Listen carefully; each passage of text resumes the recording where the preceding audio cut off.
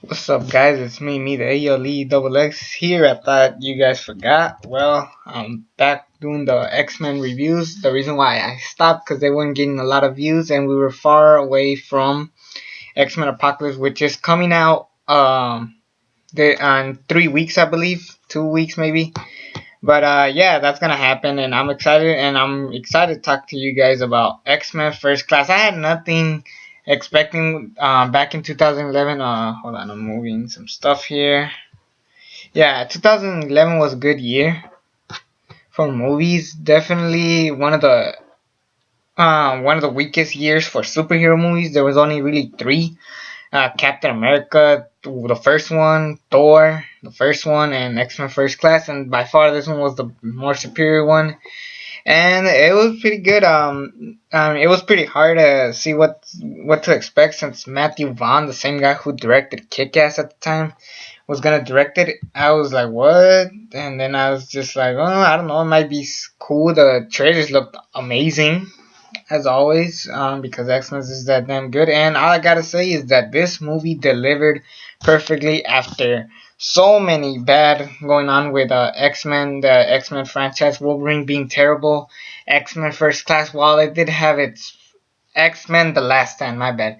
While X-Men The Last Stand did have its moments, it was a flop.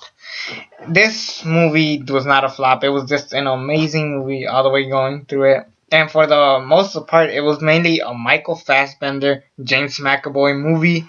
These two technically carried the whole movie. You could say Jennifer Lawrence did as Mystique, but at the end of the day, it was more of a Michael Fassbender, James McAvoy movie, a Professor X Magneto movie. Let's put it in real terms. So basically, Magneto is going after the killer of his mother, Sebastian Shaw. He's been hunting this guy for years, ever since like he was a little boy because he killed his mother.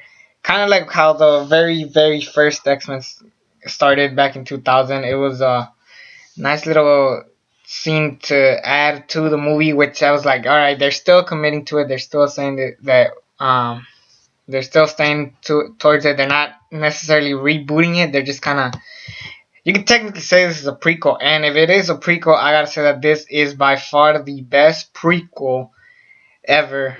The best prequel trilogy ever. We've had the Star Wars prequels, we had the Hobbit trilogy. I thought that the X-Men, so far the first two X-Men of this new trilogy that we got has been the best one. And I haven't seen Apocalypse yet. I've heard mixed reviews, which is a shocker. But I'm still gonna watch it. I mean, it's the most anticipated movie for me of the whole year, so I really don't care what the reviews say. I'm gonna go watch it anyways. But yeah, um, so basically, stars of how the first ever X-Men class came to be, and so yeah, so Sebastian Shaw, Kevin Bacon, the main villain. You know, he has a team of like this like evil looking Nightcrawler. I forgot his name. I'm pretty sure that is Nightcrawler. Nightcrawler's dad, I believe it was. Emma Frost, who was pretty hot in this movie. She did a good job in her scene.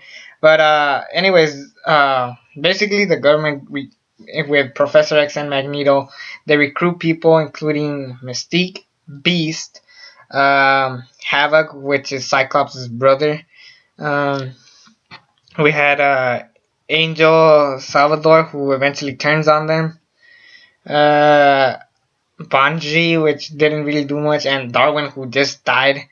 Um, Overall, I mean, not the strongest cast, but really, how much can you do with X-Men? I guess you could say, but definitely, movie that was really worth seeing because eventually it just leads up to how Magneto came to be Magneto, which is kind of like with Anakin wanting to know how he became Darth Vader. Only this way it was done much better, and a lot. I gotta admit, this was what I wanted to see out of the prequels. I wanted to see Obi-Wan and Anakin show their chemistry as friends before one turned evil. Kind of like, yeah, like basically Obi-Wan and Anakin.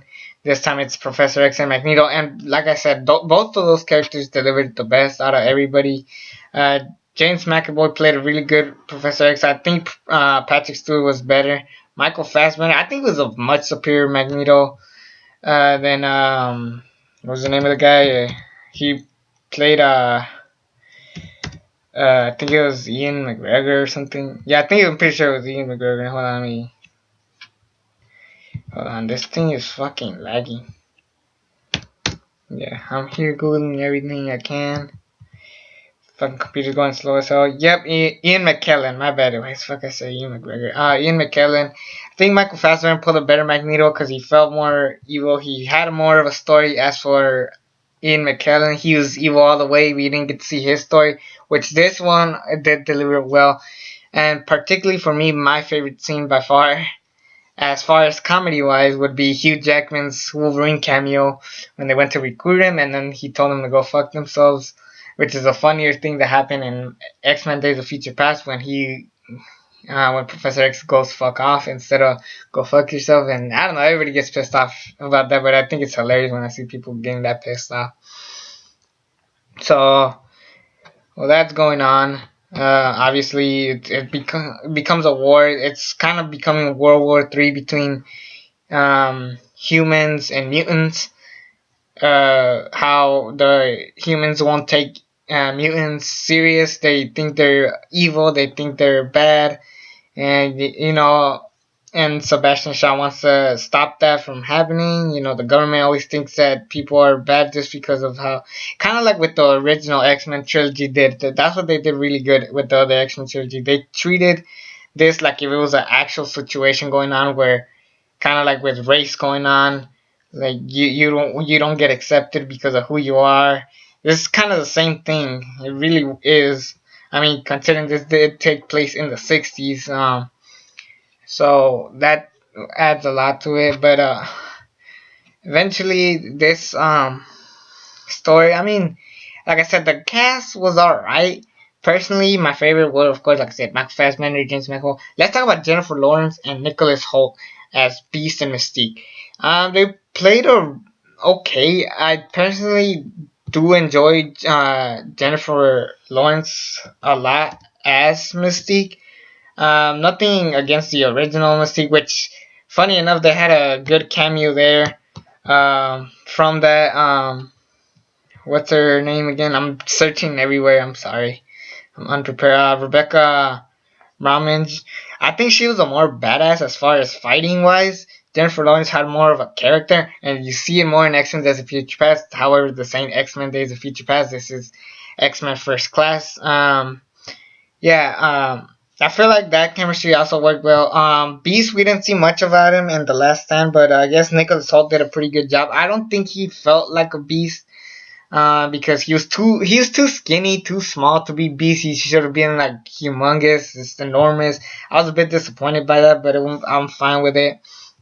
The whole love triangle between them two and Magneto was just could live without.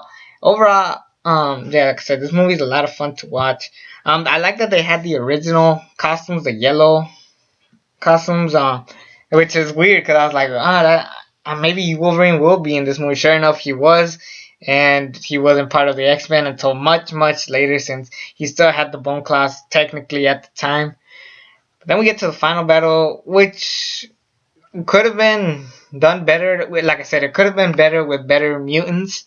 But as far as telling a story, this worked well. Particularly, my favorite scene was with Sebastian Shaw and Magneto finally confront each other. Magneto tries to get rid of the helmet because otherwise Professor X can't really control him. Which brings back to Emma Frost, who also has the same kind of powers. She eventually gets kidnapped much earlier in the middle of the movie.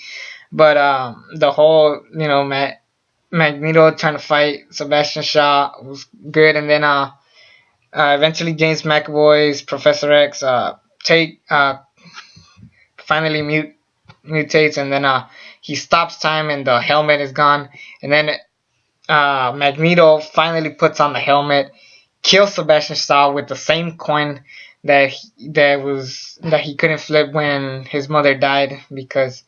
So basically, Magneto agreed to everything Sebastian Shaw said, but the fact that he killed his mother, he's not gonna forgive him for that, so he kills him. I would have done the same thing too, but which was good. It was the setup of what we already had in the original trilogy with Bryan Singer, what Bryan Singer did way much back in 2000. So we finally got that set up, and I was like super excited. And then we also get the reveal of how Professor X managed to be in a wheelchair. It's funny when was like, it would be bad if I go bald because Rose Byron is shooting Magneto. He's dodging bullets, and since they're metal bullets, he moves them around. He's not paying attention, and sadly he shoots Professor X. That happens. I wasn't too big on Mystique joining the Magneto side, but it made sense why. They did it slightly lazy, but it worked, I guess, because it was like you should go with him. He'll protect you. He's much stronger than me, I guess you could say. So that's probably what happened. And then eventually there was that, and it was gonna be the beginning of a new school for the Professor X school of special students. Special not meaning a bunch of dyslexic kids. I meant like mutants. So which would eventually lead to Jean Grey, Storm, Cyclops, all those guys. So that was that, and then they they bail. It ends with Magneto bailing out Emma Frost, leading to two sides of what is to be the X-Men Wars. So it just leads to that, and it worked great. I thought it was perfect. Great way because it also set up the new trilogy. Even though I love X-Men Days of Future Past, it almost like it didn't need to be a trilogy, but I'm glad it was a trilogy, you could say. And so yeah, this by itself, just good job, Matthew Wan. Definitely the best prequel trilogy ever. So finally, we get good prequels after Hobbit not being that great. I liked it. I don't hate it as much. The Star Wars prequels are disappointing, even though they're not horrible. They're pretty just disappointing. I'll just say that. So, anyways, that's my review. I'm gonna give this movie an A minus. I think that's a fair thing. I almost gave it a B plus, but I don't know. I gave it a 9. I could say. So definitely a movie worth go seeing. I thought it was, like I said, one of the best X-Men movies since X2 X-Men United. Definitely go watch it. It's worth seeing in your lifetime. Till next time, it's me, the ALE Double X. Subscribe to this channel if you haven't already. And until then, I'm out.